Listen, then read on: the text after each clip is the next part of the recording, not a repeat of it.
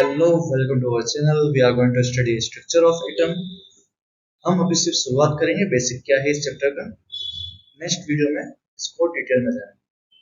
अब हम देखते हैं कि जो एटम अभी तक जिन भी हम चैप्टर्स है हमारे 9th क्लास में, फर्स्ट सेकंड थर्ड, उसमें हमें ये पता चलता है कि जो एटम है वो सबसे छोटा पार्टिकल होता है। ठीक, केमिकल एलिमेंट्स की दुनिया में, एटम जो होता है सबसे छोटा पार्टिकल होता है।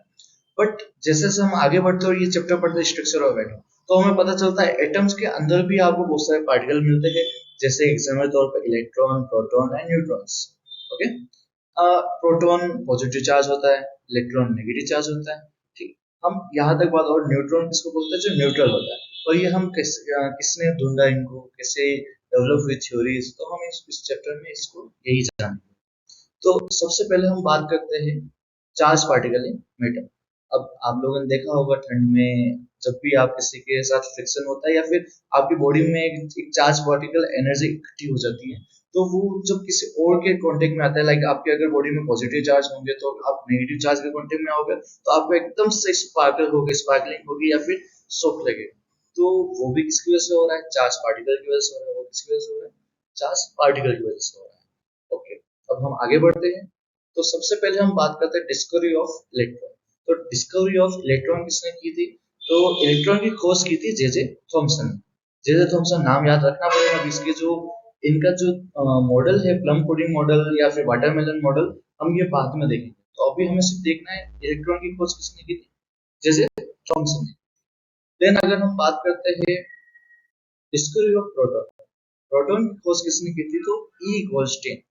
किसने की थी, ई गोल्डस्टीन। अब प्रोटॉन के अंदर कौन सा चार्ज होता है, हमने बात कर ली थी, पॉजिटिव चार्ज पार्टिकल होता है। ओके, कैसे की थी हम ये सब बात करेंगे। अभी सिर्फ हम बात करें क्या हुआ, कैसे हुआ, मतलब किसने किया, फिर कैसे हुआ, क्या क्या ढूंढा, वो सब हम आगे वीडियो में देखेंगे। ओके, नेक्स्ट हम बात करते हैं discovery of electron, sorry neutron. तो डिस्कवरी ऑफ न्यूट्रॉन किसने किया था, आपके जेम्स चार्ल्स। जेम्स चार्ल्स ढूंढते हैं कि न्यूट्रॉन एक न्यूट्रल सब एटॉमिक पार्टिकल होता है जिसके अंदर कोई चार्ज नहीं होता है। वो न्यूट्रॉन आपको हाइड्रोजन को छोड़ के सब में मिल जाएगा। और अगर आप लोगों ने देखा होगा कि हम जब एटॉमिक मास काउंट करते हैं, एटॉमिक मास काउंट करते हैं, आपने देखा होगा। अब मैं एक चीज एक्स्ट्रा बता रहा हूँ आपको, इलेक्ट्रॉन का जो मास होता है वो नेग्लिजिबल होता है। नेग्लिजिबल जानते हो, नेग्लिजिबल का मतलब होता है कि वो दिखता नहीं है, हम पहचान भी नहीं सकते, इतना कम होता है, वो उसका कोई इफेक्ट नहीं होता है। देन तो जब हम एटॉमिक मास कैलकुलेट करते हैं, जैसे एग्जाम के तौर पे हम सी का, कार्बन का एटॉमिक मास कैलकुलेट करते हैं, तो हम क्या करते हैं, न्यूट्रॉन प्लस प्रोटॉन करते हैं, यानी 6 + 6, तो उसका एटॉमिक मास क्या जाता है, 12 न्यू आ जाता है। तो सेम वैसे ही, तो इलेक्ट्रॉन को क्यों काउंट नहीं किया जाता, उसका रीजन होता है कि उसका जो मास होता है वो नेग्लिजिबल होता है, इसलिए इलेक्ट्रॉन को काउंट नहीं किया जाता है। तो आज आपका ये डाउट भी क्लियर हो गया कि हम इलेक्ट्रॉन को काउंट क्यों नहीं करते और प्रोटॉन और न्यूट्रॉन को ही प्लस क्यों करते हैं, ताकि निकल जाए हमारा एटॉमिक मास। तो आज हमारी वीडियो यहीं पर खत्म होती है।